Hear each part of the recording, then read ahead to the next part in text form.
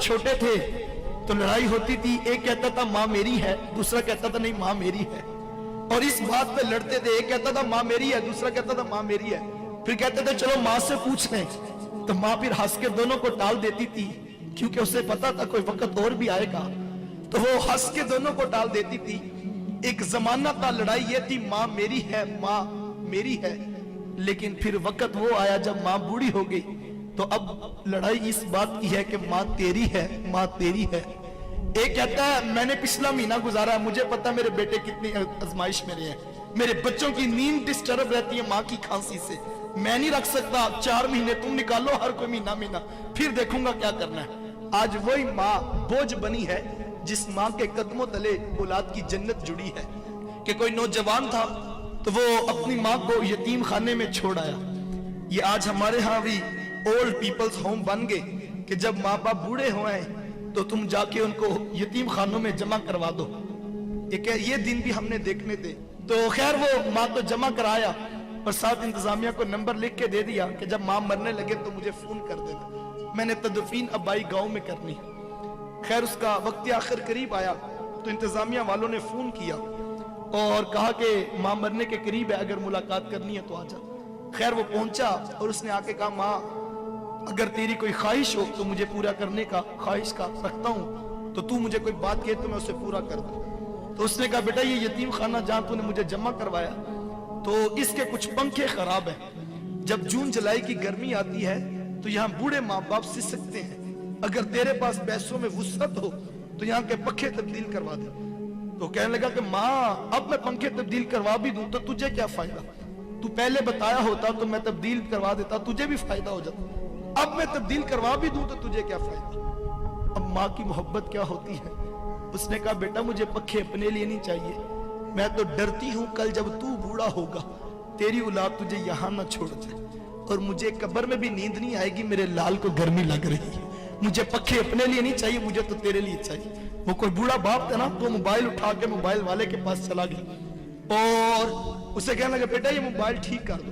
نوجوان نے موبائل دیکھا تو کہا بابا جی موبائل ٹھیک ہے، اس نے کہا نہیں بیٹا دھیان سے دیکھو یہ موبائل خراب ہے۔ اس نے پھر دیکھا تو کہا بابا جی موبائل بالکل ٹھیک ہے۔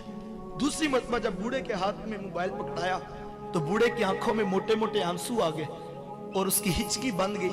اس نے کہا بیٹا اگر یہ موبائل ٹھیک ہے تو اس کے اوپر میرے بیٹے کی کال کیوں نہیں آتی ہے، میں سارا دن کان سے لگا کے بیٹھا رہتا ہوں کہ میرا بیٹا ابھی مجھے کال کرے گا، میرا بیٹا ابھی مجھے کال کرے گا، لیکن اس کے اوپر میرے بیٹے کی کال نہیں آتی ہے۔ یہ بوڑھے ماں باپ ہیں، مانگنا بری بات ہے، مانگنا نہیں چاہیے، لیکن میں سوچتا ہوں کہ صحیح جب سگنل پہ بریک لگتی ہے، جھکی ہوئی کمر پہ بوڑھا ہاتھ تیرے شیشے کے دروازے کے آگے جب ایسے آتا ہے تو دل میں خیال تو آتا ہے آخر یہ 60 سال کی مائی ہے، کوئی اس کی بھی اولاد ہوگی، کوئی اس کا بھی بیٹا ہوگا، لیکن یہ آج سڑک پر بیٹھ کر مانگنے پہ مجبور ہے۔ ماں باپ کیا مانگتے ہیں تم سے؟ نماز ختم ہوتی ہے تو سارے لوگ اٹھ کے گھر چلے جاتے ہیں، ایک 60 سال کا بوڑھا مسجد میں بیٹھا رہتا ہے، اس کو اٹھ کے گھر نہیں جاتا، کیوں؟ اس کو پتا میری گھر میں کس کو ضرورت ہے، وہ مسجد کے قاری صاحب کے پاس بیٹھ کے وقت گزار لیتا ہے، وہ اپنے بیٹوں کے پاس نہیں جاتا۔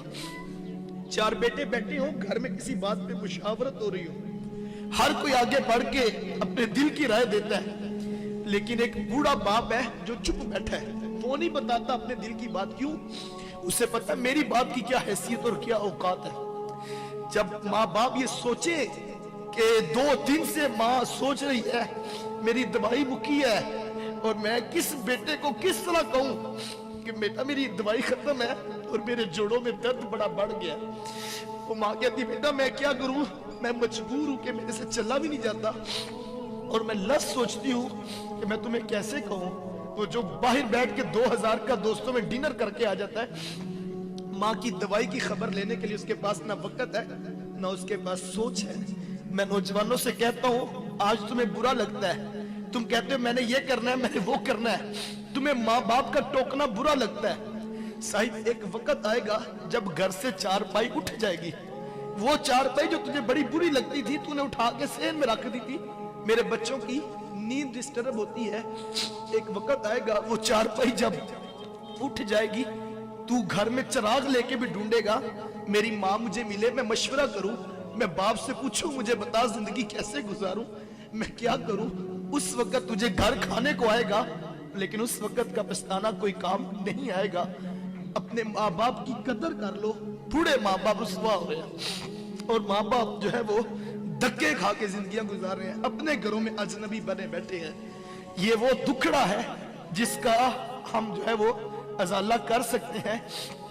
अपनी जन्नत को यतीम खानों में ना जमा कराओ, अपनी जन्नत को दूसरों के ऊपर ना डालो, इस जन्नत की कदर कर लो। सारी जिंदगी अपनी मर्जी से गुजारनी है, सारी जिंदगी पैसे कमाने हैं, लेकिन उस वक्त पैसे भी होंगे। मुझे भी कल एक दोस्त, उसने एक नई गाड़ी ली थी, तो वो कहता है वक्त था कि मेरी माँ बीमार थी और मेरे पास साइकिल भी नहीं थी, और मैं माँ को टांगे पे और गधा गाड़ी पे जो है वो लेकर जो है वो जाता था और दुकान से दवाई लाके देता था डॉक्टर से।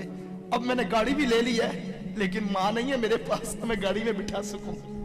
साहब नई गाड़ी भी होगी, नया मकान भी होगा, दुनिया की सहूलतें भी होंगी, लेकिन लुत्फ उन नेमतों में नहीं आएगा जब माँ बाप पास नहीं होंगे। सब कुछ लुटा दो माँ बाप पे, रब ने बहुत कुछ देना है।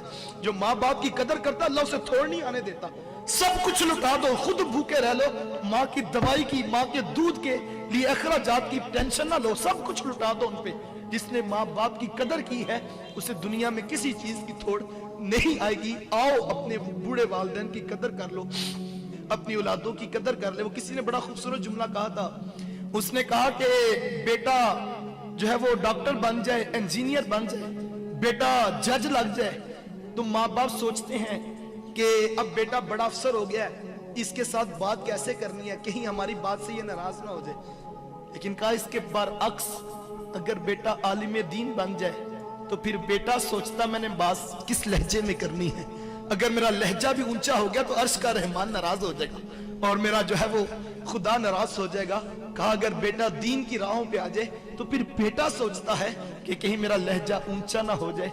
आए अपने वालिदैन की कदर कर ले। अल्लाह ताला मुझे और आपको कहे हुए जुमलों पर और कही हुई बातों पर तौफीक अमल अता फरमाए। बस नीमे कल्ब दुआ है जिनके वालिदैन वफात पा गए, अल्लाह उनकी बख्शिश करे, रहमतों का हिसाब दे। जिनके जिंदा है सेहत और तंदुरुस्ती वाली जिंदगियां दे।